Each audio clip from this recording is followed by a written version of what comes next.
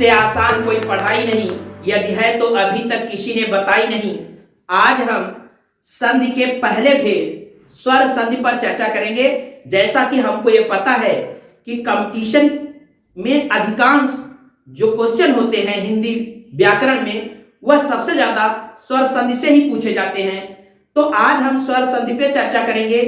आपको बहुत आसान, आप अच्छी तरह से जानते हैं कि जो वर्ण स्वर होते हैं उनको हमने बड़ी विस्तृत चर्चा में बताया है कि कौन कौन से जो वर्ण होते हैं स्वर कहे जाते हैं।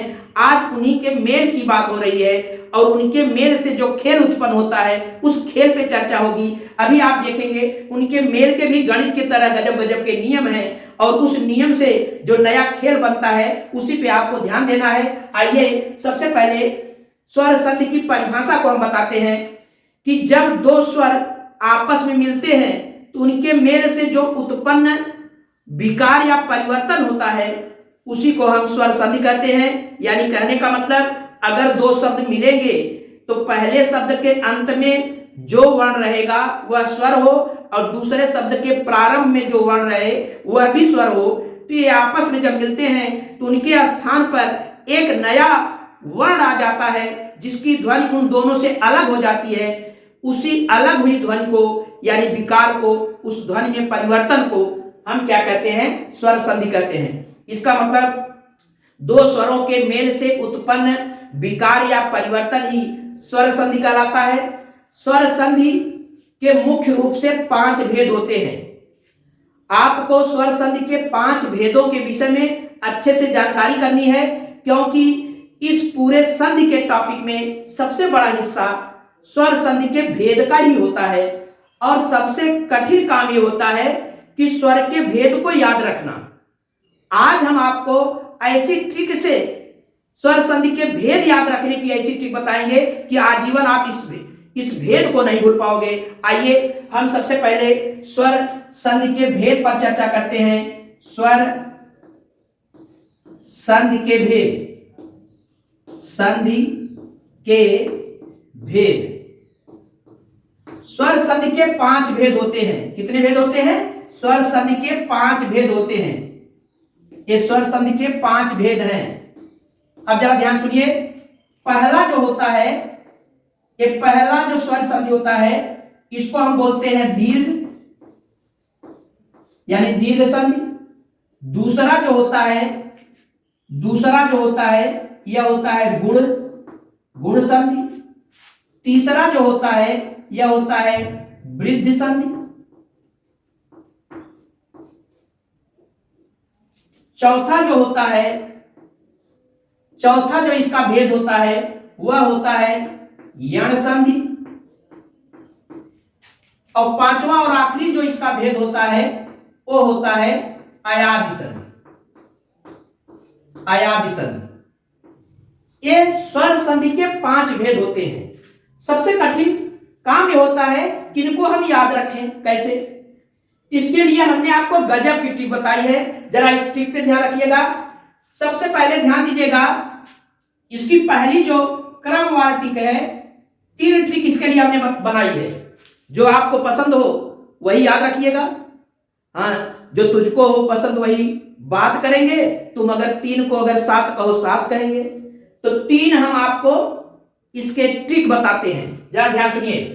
पहली ट्रिक है, ध्यान देने वाली बात है कि जैसे हम लिख रहे हैं इस चीज को ध्यान रखिएगा। DVYA, यानी कहने का मतलब दिव्या, आप ऐसे लिखेंगे और यहां जी लिख देंगे, यानी दिव्या जी। दिव्या जी से आप लिखने का तरीके पे ध्यान दीजिएगा, तब बड़े आसानी से यह बात पूरे जेहन में आपके आएगी। दिव्या यानी DVYA जी। अब इससे भेद को आप देखिए। डी माने दीर्घ संधि, जी माने गुण संधि, भी माने वृद्धि संधि, वाई माने यण संधि, ए माने अयाद संधि। दूसरी इसकी जो ट्रिक है उसको आप बड़े और आसानी से याद कर सकते हैं। उस ट्रिक को बड़े इंटरेस्टिंग तरीके से हमने तैयार किया है। इसको कहते हैं यादव जी। स्पेलिंग पे मत जाइएगा, यादव जी। अब आप ध्यान देंगे इसमें आप शुरुआत मध्य से करेंगे, मध्य, इसके बाद यहां से अंत में, फिर बीच में, फिर इसके बाद क्रम पे आ जाएंगे। अब आप ध्यान दीजिए, डी मीन्स दीर्घ, जी मीन्स गुण संधि, भी मीन्स वृद्ध संधि, वाई मीन्स यण संधि और ए मीन्स अयाज संधि। यानी कहने का मतलब अगर आप यादव जी भी याद रखेंगे तो हमको यह उम्मीद है कि संधियों के, स्वर संधि के भेद के नाम तो कभी नहीं भूलेंगे आप। तो ये दूसरी ट्रिक हो गई।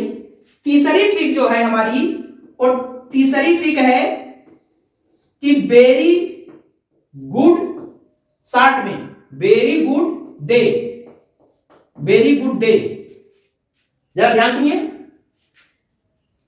वेरी को शॉर्ट में भी, गुड का मतलब शॉर्ट में डी और पूरा डे लिख देते हैं।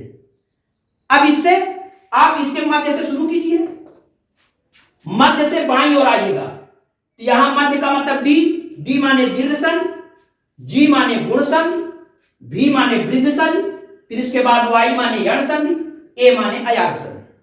तो इस तरह से स्वर संधि के भेद को, जो सबसे चैलेंजिंग होता है याद करना, आप बड़े ही आसानी से इन तीनों ट्रिक को अगर अपने जेहन में किसी भी एक ट्रिक को अपने दिमाग में रखेंगे तो इनके भेद बड़े आसानी से याद हो जाएंगे और स्वर संधि के नाम याद हो जाएंगे।